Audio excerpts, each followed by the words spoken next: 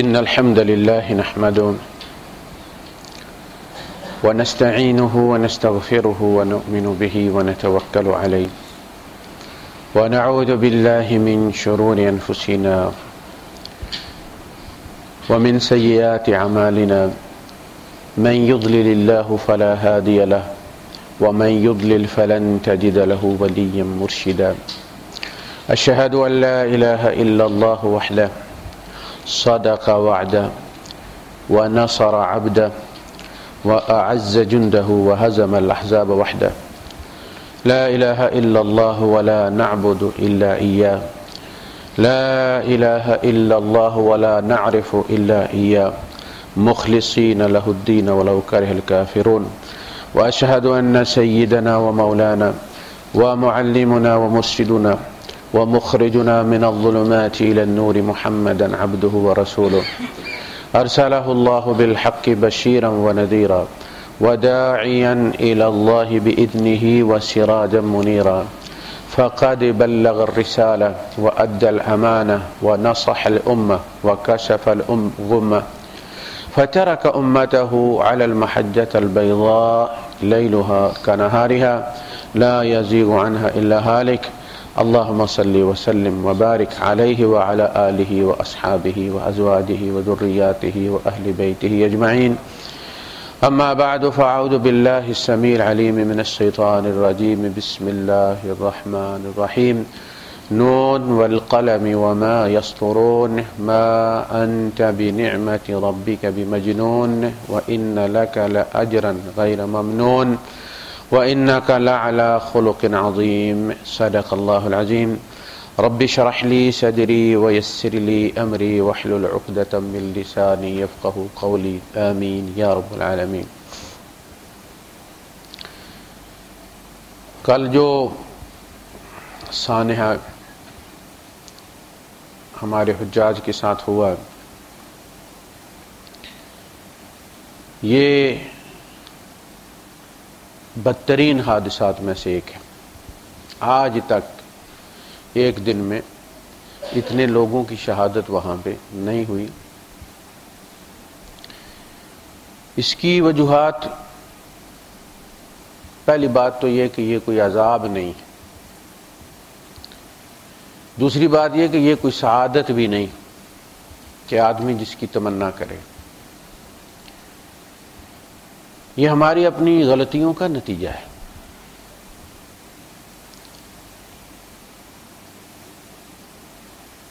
بحیثیت ایک امت کے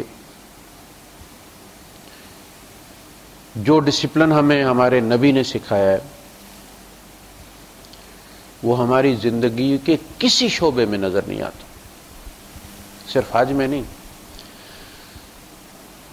بعض اولادیں ہوتی ہیں وہ دیکھ کر پتہ چل جاتا کہ یہ فلاں کا بچہ ہے. بعض میں آنکھیں ملتی جلتی ہیں، بعض میں ناک ملتی ہے، ماتھا ملتا ہے، گال ملتے ہیں، بال ملتے ہیں، آواز ملتی ہے، چال ملتی ہے. کچھ نہ کچھ والدین میں سے کچھ ہوتا ہے. ہم وہ امت ہیں کہ جن میں ان کے نبی کی کوئی نشانی بھی نہیں.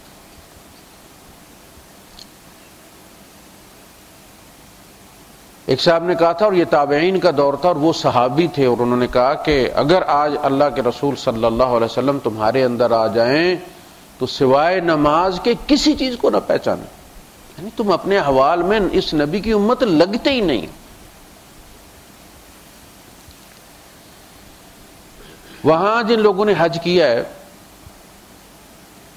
میں 2 دفعہ جو سانحات ہوئے وہاں موجود تھا. ہوتا یہ ہے کہ ایک سائیڈ سے وہ لوگ بڑی پلاننگ کے ساتھ چلتے ہیں کہ آنے والوں نے کن کن رستوں سے گزرنا ہے اور پھر پلٹ کر جانے والوں نے کن کن رستوں سے گزرنا ہے، کون سا گروپ. اب تو انہوں نے بہت زیادہ بندوبست کر دیا تھا کہ باقاعدہ ہر معلم کی یہ ذمہ داری تھی کہ وہ اپنے لوگوں کو اس روٹ پہ لے کر جائے. یہ اس کی ذمہ داری تھی. متعلقہ روٹ اس کو بتا دیا گیا تھا کہ آپ نے اتنے بجے چلنا ہے اور فلاں روٹ سے گزرنا.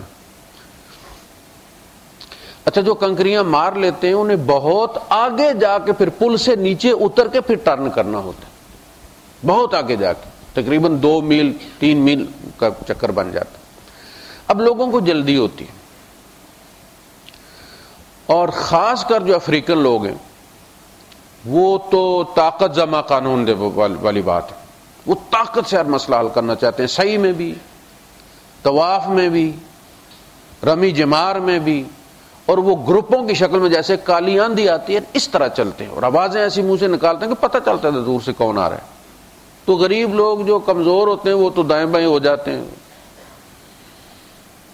یہ لوگ اصل میں سبب بنے، اور مرے بھی زیادہ، یعنی تقریباً 650 تو یہی مرے ہیں افریقن 3 ملکوں کے۔ وہ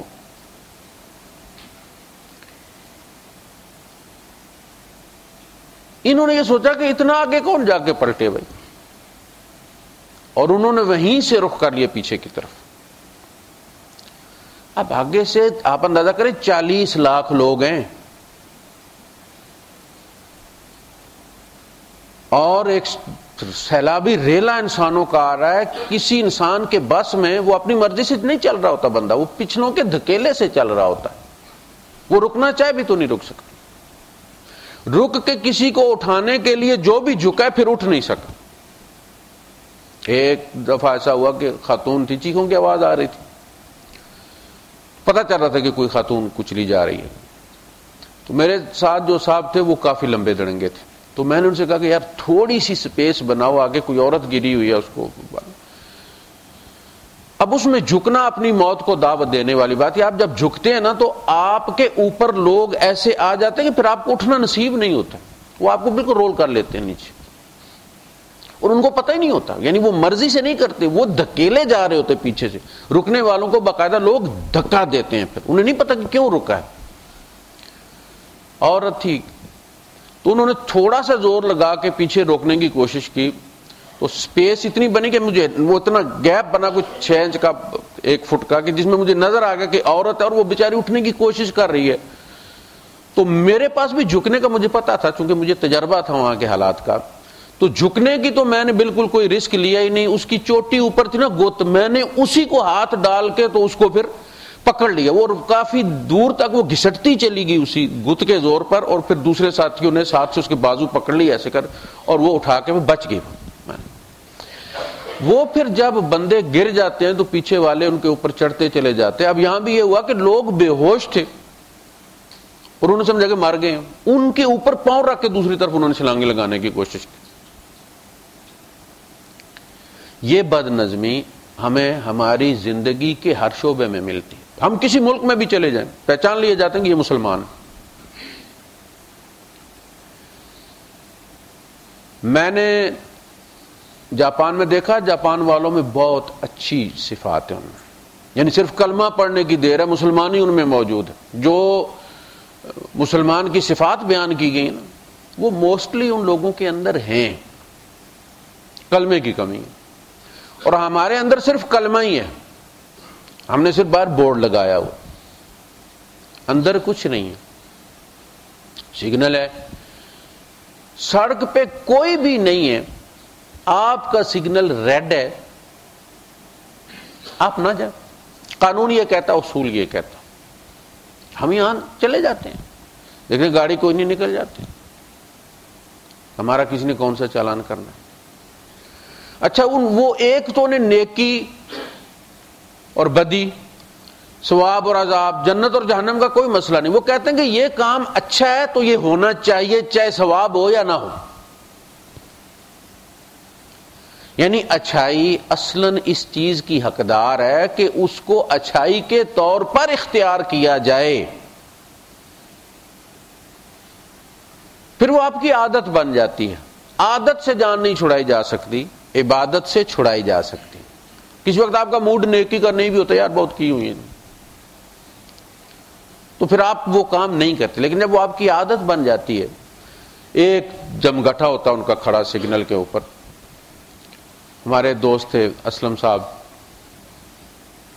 جاپان گئے تو میں نے بھی یہ منظر دیکھا ہے، وہ کہتے ہیں کہ گاڑی کوئی نہیں تھی تو میں چل پڑا، آدھی سڑک میں جا کے مجھے خیال آیا کہ یار میرے ساتھ تو ڈھیر سارے لوگ کھڑے تھے، کوئی بھی نہیں آیا. میں نے جو مڑ کے دیکھا تو وہ سارے مجھے تعجب سے دیکھ رہے. سگنل جو ہے وہ ریڈ ہے، آپ کیوں گئے؟ کہتے میں شرم سے واپس آ گئے. جب ان کا سگنل کھلتا ہے تو وہ موو کرتے ہیں، جب ریڈ ہوتا ہے وہ کھڑے ہو جاتے ہیں. گاڑی ہو یا نہ ہو، ریڈ پہ کھڑا ہونا تو اس کا مطلب ہے ریڈ پہ آپ نے کھڑا ہونا. ہمارے ہاں یہ نہیں.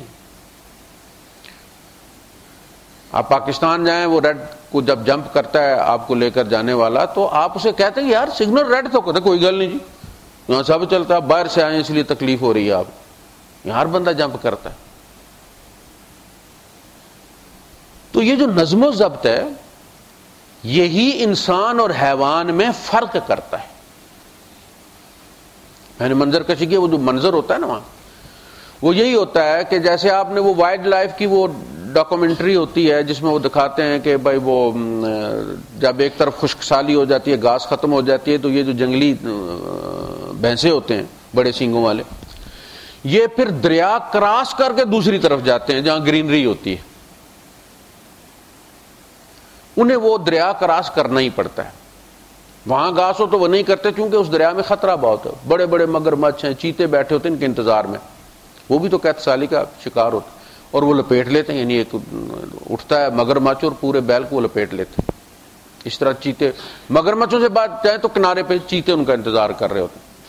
اچھا وہ دیکھ رہے ہوتے ہیں کہ آگے پکڑ لیا ہے اس نے مگرمچھ نے، وہ مڑنا چاہتے ہیں لیکن مڑنے کے پیچھے سے ایک سیلاب آ رہا ہوتا ہے پورا، وہ گروپوں کی شکل میں موو کرتے ہیں. وہ مڑ نہیں سکتے، انہیں اب آگے ہی جانا، یا مگرمچھ کا نشانہ بن جائیں گے یا پھر شیر کا شکار بن جائیں گے. یہ ہے اصل میں سچویشن وہاں پہ کہ ایک بندہ دیکھ رہا ہے میرے سامنے بندہ گرا، مجھے اس کے اوپر نہیں چڑھنا چاہیے، لیکن وہ کر کچھ رکتا ہے تو خود گر جاتا ہے. ایئر پاکٹ بنی ہوتی ہے اور وہ پورے اس کو لے کے چل رہے ہوتے ہیں. اگر ہم فالو کریں روٹ کو، کوئی حادثہ نہ ہو، کوئی بندہ نہ مرے. ہر بندہ یہ کوشش کرتا ہے اور یہ سمجھتا ہے کہ میرے ایک ادھر سے گھوم جانے سے کیا ہوگا. جو ہی ایک گروپ ٹرن کرتا ہے پچھلے والا کہتا ہے جی وہ چلا گیا تو میں کیوں نہ جاؤں، وہ بھی ادھر موو کر جاتا ہے. تیسرا چوتھا یہ سمجھتا ہے کہ روٹ ہی یہی ہے، اور پھر وہ آگے جا کے دونوں ریلیں جب آپس میں ٹکراتے ہیں، سیلاب کے آنے والوں کا جانے والوں کا، تو پھر یہی اثر ہوتا ہے. وہ ادھر جانا چاہتے ہیں، وہ ادھر جانا چاہتے ہیں، ایک دوسرے کو رونتے ہیں. پھر رہ گئی بات یہ کہ جی وہاں شرطے، وہاں کے جو وہاں پولیس 40 لاکھ انسانوں کو کنٹرول کرنے کے لیے کتنی پولیس رکھ سکتے ہیں. وہ اسکولوں کے اساتذہ ہوتے ہیں، اسٹوڈنٹس ہوتے ہیں ہائر کلاسز کے، جن کو باقاعدہ اسکاؤٹس کی تربیت دے کے تو سمجھایا جاتا ہے کہ آپ نے کس طرح ان مہمانوں کو ڈیل کرنا ہے. یہ ضیوف الرحمان ہیں، رحمان کے مہمان ہیں. تو آپ کو رستہ بتاتے ہیں، لا یا حجی لا یا حجی حرام اطلاع من ہنا، اور آپ اس کو کہتے چلو اے. اور یہاں تو ہمارے رینجرز والے اختیارات ہو نا، رائفل ہو پاس، ہوائی فائر کر دو پھر لگ پتا جائے سب کو. وہ احترام کرتے ہیں جس طرح ہم مس بہیو کرتے ہیں ان کو. وہ حجر اسود کی طرف نہیں جانے دینا چاہتے اس لیے کہ وہاں رش ہے، وہاں لوگ گر رہے ہیں، لیکن ہم کہتے ہیں دیکھو جی یہ وہابی ہمیں حجر اسود کی طرف نہیں جانے دیتے. تو فالو نہ کرنا رولز کو اور روٹس کو، یہ سبب بنتا ہے ان حادثات کا. یہ انسانی جو ہے وہ غلطی ہے. جیسے جہاز گرتا ہے تو انسانی غلطی، یہ انسانی غلطی ایسا ہوا ہے. پائلٹ کی غلطی سے ہے، مکینیکلی جہاز کے اندر کوئی مسئلہ نہیں تھا. اسی طرح وہاں کے نظم و ضبط میں، وہاں کی پلاننگ میں کوئی خامی نہیں ہے، وہاں انسانی غلطیاں ہوتی ہیں اور اس کی سزا پھر بہت سارے لوگ بھگتتے ہیں. کوشش کرنی چاہیے کہ یہ نہ ہو، ایسے نہ ہو، اور جو لوگ جائیں وہ ان کی تربیت کر کے بھیجنا چاہیے. لیکن یہ تو مصنوعی تربیت ہوتی ہے نا. وہ جو فطری تربیت ہوتی ہے کہ ہمارا زندگی کے ہر شعبے میں ایک نظم و ضبط ہو، جب وہ نہیں ہوگا تو 8-10 دن کے لیے کوئی کیسے اپنائے گا اس کو. ایک مصنوعی صورتحال بن جاتی ہے. ہمیں زندگی کے ہر شعبے میں رولز اینڈ ریگولیشنز کی پابندی کرنی چاہیے. جو قانون آپ جس ملک میں رہتے ہیں وہاں کے قوانین کی پابندی کریں. آپ کی نشانی یہ ہو کہ یہ پابندی کرنے والے لوگ. نبی کریم صلی اللہ علیہ وسلم کو دیکھیں، یعنی جن کی ہم امت ہیں، جن کے ساتھ ہمارا تعلق ہے، لوگ کہتے ہیں اپنی عزت کا نہیں تو اپنے باپ کی عزت کا خیال کر لو. یار حاجی صاحب کا دیکھو وہ کتنے نیک بندے ہیں اور تم کیا کر رہے ہو. کم از کم اپنے نبی کو دیکھ لو. ہم کن کی بدنامی کا باعث بنتے ہیں؟ یعنی وہ ہستی کہ جن کے بارے میں اللہ پاک یہ کہتا ہے کہ لکھنے والوں نے آج تک ایسی سیرت نہیں لکھی ہے نبی جیسی آپ کی. قسم کھائی، نون والقلم وما یسطرون، قلم کی قسم ہے اور جو لکھتے ہیں قلم سے اس کی قسم ہے کہ آپ مجنون نہیں ہیں.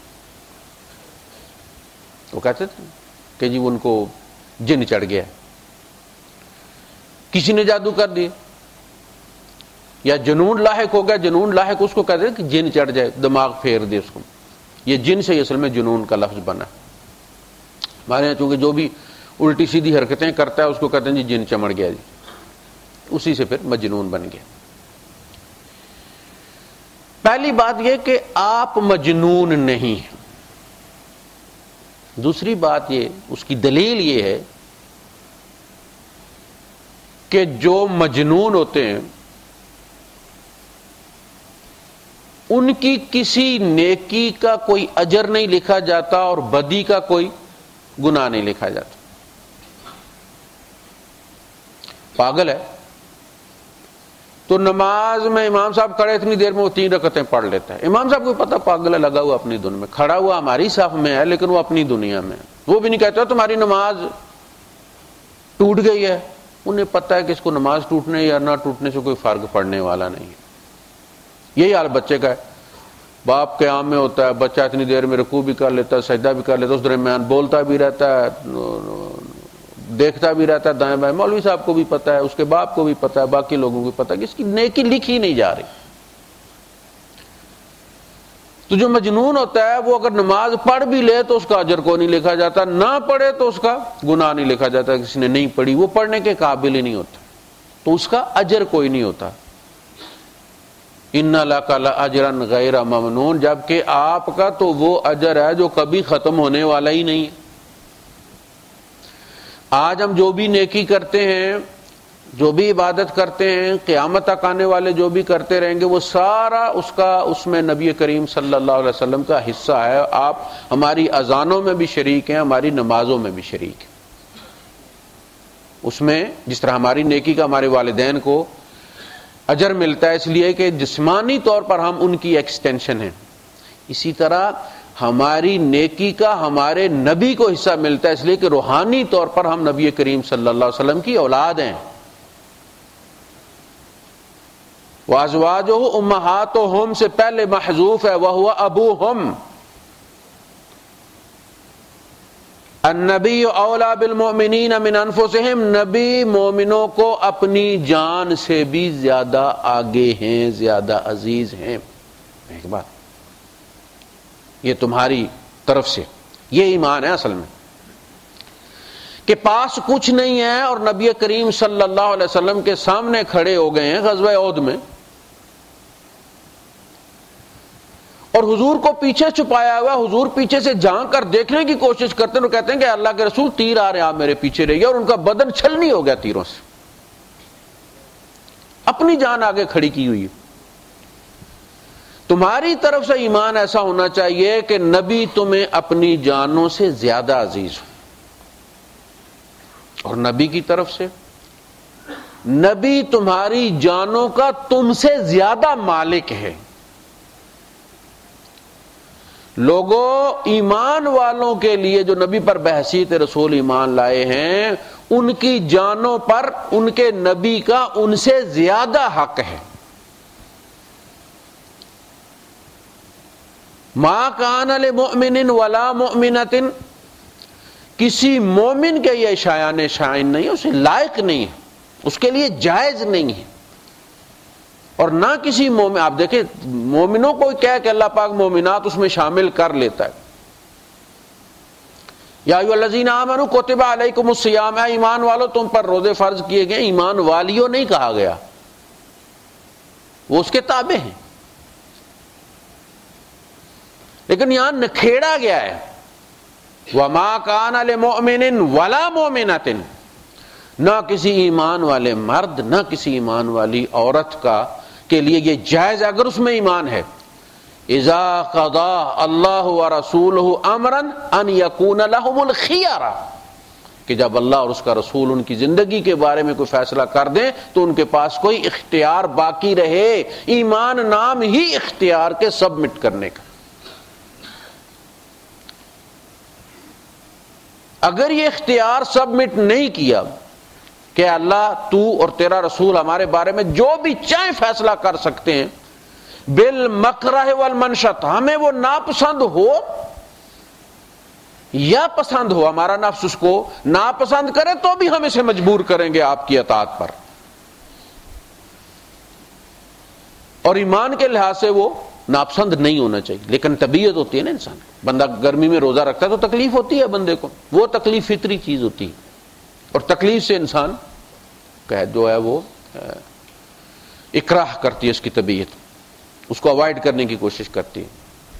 تو کہا کہ اگر ہمارا نفس آپ کی اطاعت کو اوائڈ کرے گا تو ہم اسے پکڑ کے کروائیں گے. کن معاملات میں؟ عبادات کے معاملے. ہم یہ سمجھتے ہیں کہ چلیں عبادت کے بارے میں اللہ پاک نے یہ فیصلہ کر دیا کہ جی وضو کرو جی، یا ایھا الذین آمنوا اذا قمتم الی الصلاۃ فاغسلوا وجوہکم وایدیکم الی المرافق وامسحوا برؤوسکم وارجلکم الی الکعبین. تو ٹھیک ہے، ہم وضو تو اللہ کی مرضی سے کر لیں گے، لیکن تجارت تو مجھے مارکیٹ دیکھنی ہے نا کہ کیا کس طرح چلنا ہے، زمانے کے لحاظ سے چلنا، اللہ کے حکم کے ساتھ تو نہیں چلنا. تو ہم نے دو شعبے زندگی کے بنا لیے. عبادات میں تو ہم بالکل اللہ پاک کے قانون کی پابندی کریں گے، اس کا حق ہے کہ وہ عبادت کے رولز اینڈ ریگولیشنز طے کرے. لیکن جہاں تک ہمارے دنیاوی معاملات کا تعلق ہے، شادی بیاہ کے تعلق ہے اور مسائل ہیں ہمارے، وہ تو ہم دیکھیں گے نا. اللہ تو آسمانوں پر بیٹھا ہے، ان کو ہم نے ڈیل کرنا ہے. بچے میں نے اپنی معاشی حالت دیکھ کے، اپنی جیب دیکھ کے پیدا کرنے ہیں. اللہ کو فیس جمع کرانے تو نہیں اسکول جائے گا نا، میں نے دینی ہے فیس، میں فیملی پلاننگ کروں گا اپنی. اللہ فرماتا ہے نحن نرزقکم، تم ان کو کیا کھلاؤ گے، تمہیں بھی ہم ہی پال رہے ہیں. اور اگر تیرا باپ بھی یہی سوچتا، تیری فکر کرتا تو پیدا ہی نہ ہوتا. تو ذاکر نائک یہی تو کہتا کہ میں پانچواں چھٹا بیٹا ہوں اپنے باپ کا، اگر وہ یہ بات سوچتا پلاننگ والی تو میرے تو پیدا ہونے کے چانسز ہی کوئی نہیں تھے. اور آج سب سے بڑا صدقہ جاریہ وہ ہے اپنے والدین کے لیے. دنیاوی لحاظ سے بھی ان کی کیئر زیادہ کرتا ہے، اور دینی لحاظ سے تو وہ توحید کا لائٹ ہاؤس ہے آج کل. تو ہم نے دو شعبے بنا رکھے. یہاں ذرا سی ہوا خارج ہو جائے تو کسی کو پتہ نہیں چلتا، لیکن بندہ جو ہے وہ صفیں توڑ کر نکل جاتا کہ میرا وضو ٹوٹ گیا، اللہ کو پتہ چل گیا. لیکن جب وہ ہزاروں کی، کروڑوں کی، لاکھوں کی رشوت لیتا ہے تو وہ کیا سمجھتا کہ اللہ کو پتہ نہیں چلا. اس میں تک کہ چلے بھی تو اللہ جو ہے اس پہ اتنا ریئیکٹ نہیں کرے گا، چونکہ یہ عبادت سے الگ معاملہ ہے، یہ میرا پرائیویٹ معاملہ ہے.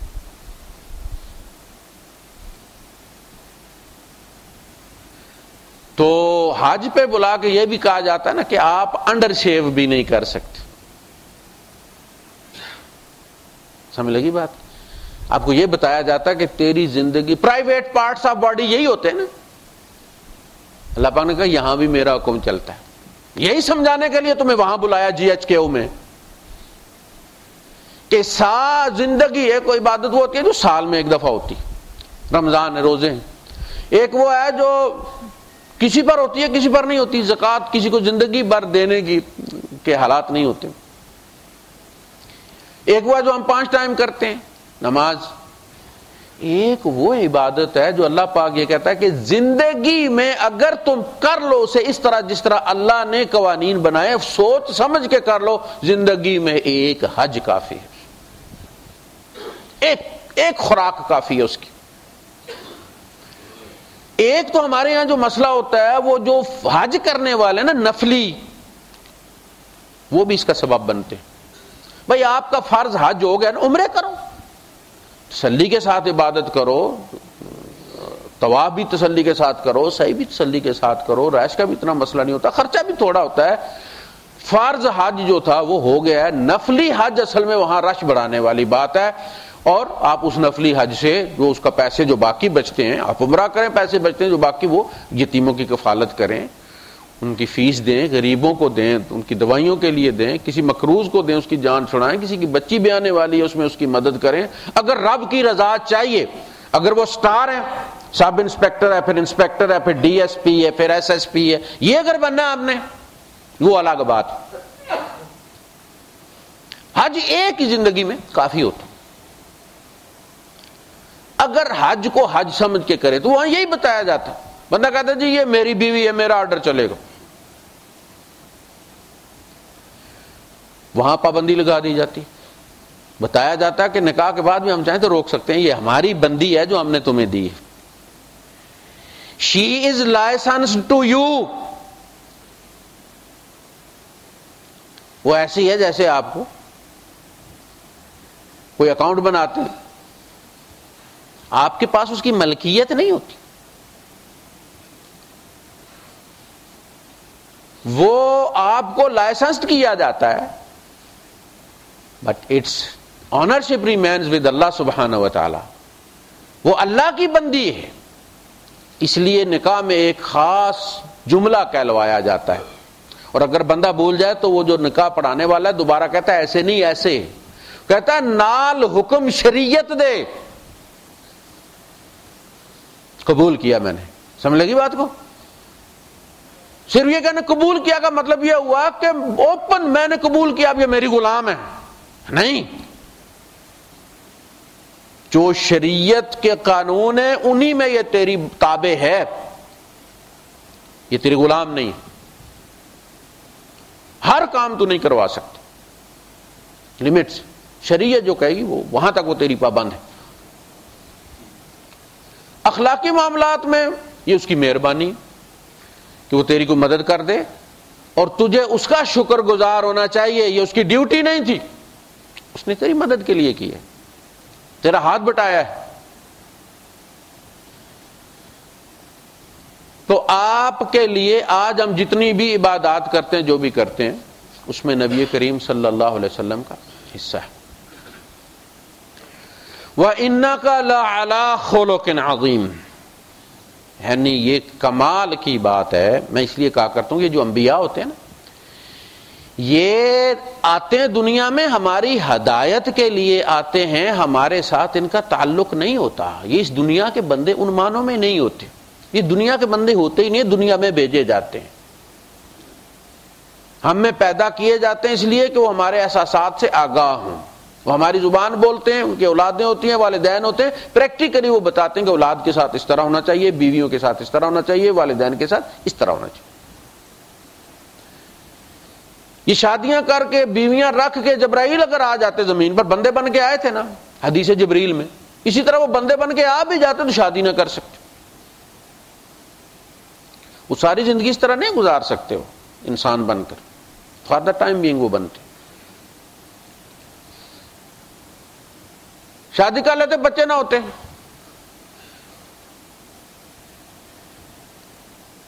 تو پریکٹیکلی لوگ یہ کہتے کہ یار یہ جو بیوی نام کی مصیبت ہے نا یہ ہم ہی جانتے ہیں، اب وہ انہوں نے تو شادی کی نہیں، جبرائیل کو کیا پتا کہ بیوی کیا چیز ہوتی ہے، اس کو کیسے ڈیل کرنا ہے. یہ جب بندے کی انسلٹ کر دیتی ہے، ایک جملہ کہہ دیتی ہے تو بندے پہ کیا گزرتی ہے. اللہ پاک نے جس طرح باقی دیکھیں ہم 5 نمازیں پڑھتے ہیں، حضور 7 نمازیں پڑھتے تھے. ہم پر صرف رمضان کے روزے فرض ہیں، اللہ کے رسول صلی اللہ علیہ وسلم ایکسٹرا رکھا کرتے تھے. ہمارے لیے ایک بیوی کے حقوق پورا کرنا ایک مسئلہ ہے. اللہ پاک نے فرمایا فَإِنْ خِفْتُمْ أَلَّا تَعْدِلُوا فَوَاحِدَةٌ، اور اگر تمہیں یہ خدشہ ہے کہ تم ان ہنگامی حالات میں بھی، اللہ پاک نے فرمایا کہ اگر تم یہ سمجھتے ہو کہ تم دوسروں کی مدد، اصل میں تو یہی مسئلہ تھا نا کہ مدد کرنی تھی. 70 گھر اجڑ گئے تھے، چھوٹی سی بستی ہے. اب ان کے یتیم بچے ہیں تو ان یتیم بچوں کو فیڈ کرنا ہے. اب میں بھی کوئی چیز اٹھا کے جا رہا ہوں، آپ بھی جا رہے ہیں، وہ بھی جا رہے ہیں، تو عورت تو بدنام ہو جائے گی نا. کوئی نہ کوئی چلا ہی رہتا ہے. جس کا دل کیا خاتون کو دیکھنے کے لیے، اس نے کوئی کلو آٹا لیا اور اس کے گھر جا کے دروازہ بجایا، وہ میں آٹا دینے آیا تھا آپ کو. اب دیکھیں شریعت نے کہاں کہاں نظر رکھی ہوئی. کہا کہ ایسے نہیں، اس لیے کہ منافق ڈھونڈتے تھے بہانہ. اور آگے چل کے جب حضرت عائشہ صدیقہ رضی اللہ تعالیٰ عنہ کے معاملے میں انہوں نے الزام لگایا تو کہا کہ دیکھا نبی کی بیوی پر انہوں نے بہتان لگا دیا تو ان شہداء کی بیویوں کا کیا حشر کرتے ہی. منافق چل پڑتے بدنام کرنے کے لیے، مدد دینے کے نام پر. یہاں تو بدری صحابی تھے حضرت صفوان، اور ان کی ذمہ داری حضور نے لگائی ہوئی تھی. اب دیکھیں اللہ کے رسول صلی اللہ علیہ وسلم، میں نے زندگی میں غیر جانبدار ہو کر نبی کریم صلی اللہ علیہ وسلم کی سیرت پڑھی اور قرآن میں پڑھی، اور ہر بار میرا اپنے نبی پر ایمان پہلے سے زیادہ ہوا ہے. ہستی کوئی، نبیوں میں کوئی ایسی ہستی ان کا مقابلہ نہیں کر سکتی. اتنے کریم، اتنے رحیم، اتنے حیا والے، اتنے منظم. لوگ کہتے ہیں نا سوسائٹی جو ہے وہ انسان بناتی ہے. سوسائٹی مولڈز دا مین. انسانوں کو سوسائٹی جو ہے وہ بنا لیتی ہے. کیسی ہستی ہے کہ جس نے پورا معاشرہ تبدیل کر کے رکھ دیا. کیوں پہلا نمبر دیا ہے؟ کہ انسانیت کو سب سے زیادہ متاثر کرنے والا وہ بندہ تھا جس نے اپنی زندگی میں ایک نظریہ دیا، اس کو لے کر چلے، اس کی مشقت محنت کی، مار کھائی، جان خطرے میں ڈالی. اپنی زندگی میں 23 سال کیا ہوتے ہیں یار، گلف میں مجھے 40 سال ہو گئے. پتہ چلتا ہے کل کی بات. آج بھی میں آنکھیں بند کرتا ہوں تو اپنے آپ کو جہاز سے اترتا ہوا محسوس کرتا ہوں. 23 سال میں دیا، محنت کی، ہجرت کی، سارے مراحل گزار کے نافذ کر کے مکمل کر کے گئے. یہ صفوان ابن معطل جو تھے یہ جینیٹیکلی ان میں یہ لیٹ اٹھتے تھے. یہ مسئلہ ہوتا ہے باقاعدہ. تو ان کی بیوی نے آ کے کہا کہ یہ فجر کی نماز میں جو ہے اینٹتے رہتے ہیں، اٹھتے نہیں ہیں وقت پر. آپ نے بلوایا انہیں، پوچھا یہ کیا کہہ رہی ہے؟ کہا کہ اللہ کے رسول یہ ہمارا کوئی جدی پشتی مسئلہ ہے. نہیں، ہمارے اندر آنکھ جب لگ جائے تو جو سسٹم اندر گھڑی جو لگی ہوتی ہے نیند پوری ہو جائے تو اٹھا دیتی ہے نا. کہا وہ کام نہیں کرتی جب تک کوئی مار کے نہ اٹھائے، پوری نہیں ہوتی. تو آپ نے کیا کیا؟ مذمت نہیں کی، جہنم کی وعید نہیں سنائے، فلاں نہیں. آپ نے ان سے کہا کہ جب اٹھ جایا کرو تو پہلا کام نماز پڑھنے کا کیا کرو، مسئلہ حل ہو گیا. دیکھا آپ نے کسی مولوی صاحب سے کوئی جا کے یہ کہے کہ اس کی آنکھ نہیں کھلتی، مولوی صاحب کیا کہیں گے؟ وہ کہیں گے چابی گھر کی طرف دروازے کی مجھے دے دو اور ڈنڈا ادھر پڑا ہوا ہے، میں آ کے جگا دیا کروں گا. تو ہم نے فرمایا اچھا جب بھی تمہاری آنکھ کھلے تو پہلا کام یہ کیا کرو کہ نماز پڑھا کرو، تمہاری وقت پر ہو جاتی. آپ کو کوئی مولوی ڈسکاؤنٹ یہ نہیں دے گا. یہ رحمت. بندے سے غلطی ہو گئی، کہا غلام آزاد کرو، کہا غلام کہاں ہے؟ اچھا پھر 60 روزے رکھو. اس نے کہا سر 60 روزے رکھ سکتا تو اس روزے میں غلطی کیوں کرتا؟ کہا اچھا 60 مسکینوں کا کھانا. انہوں نے کہا جی کھانا کہاں سے آیا، اپنا فاقہ ہو جاتا ہے. اچھا بیٹھ جا بھائی. تھوڑی دیر میں ایک بندہ جو ہے وہ توڑا لے کر آیا، وہ ٹوکرا کھجوروں کا. آپ نے کہا کہاں وہ بندہ جس نے دینا تھا، وہ فدیہ دینا تھا 60 مسکینوں. کہا جی میں ہوں. آپ نے اچھا یہ ٹوکرا اٹھا کے لے جا اور یہ غریبوں میں بانٹ دے. ان کا پکی بات ہے غریبوں میں بانٹنا ہے، پکی بات ہے غریبوں میں بانٹنا. انہوں نے کہا اللہ کے رسول مدینے کے ان 2 پہاڑیوں کے درمیان مجھ سے زیادہ غریب کوئی نہیں ہے. آپ نے فرمایا جا کے کھا لے، تو ہی کھا لے. اس کو ہمارے یہاں کیا کہتے ہیں؟ ہما خرما ہما ثواب. کھجوریں بھی خود ہی کھا لی، ثواب بھی خود ہی لے لی۔ یہ صفوان ابن معطل تھے، لیٹ اٹھتے تھے، حضور نے کے ساتھ جب یہ جہاد پر جاتے تھے تو حضور ان کو وہاں بھی نہیں جگاتے تھے، قافلہ چل پڑتا تھا، یہ وہیں سوئے ہوئے، دھوپ آتی وہ ان کو اٹھاتی۔ حضور نے ان کی ڈیوٹی لگائی ہوئی تھی کہ اچھا بھائی جب بھی تم جاگو تو نماز پڑھ کے پیچھے ذرا چکر مار لینا، کیمپ کا کوئی چیز اگر کسی کی رہ گئی ہوئی تو اٹھا کے لیتے آنا۔ کیسی تقسیم ہے، کیسی ڈیوٹی ہے، اس عادت کو بھی حضور نے استعمال فرما لیا۔ یہ جب نیند سے اٹھے، قافلہ چلا گیا تھا تو انہوں نے چکر لگایا تو حضرت عائشہ صدیقہ رضی اللہ عنہ وہاں چادر اوڑھ کے لیٹے دیکھا انہوں نے، تو وہ لے کر آئے۔ انشاءاللہ یہ موضوع اگلے جمعے میں بھی ہمارا چلتا رہے گا۔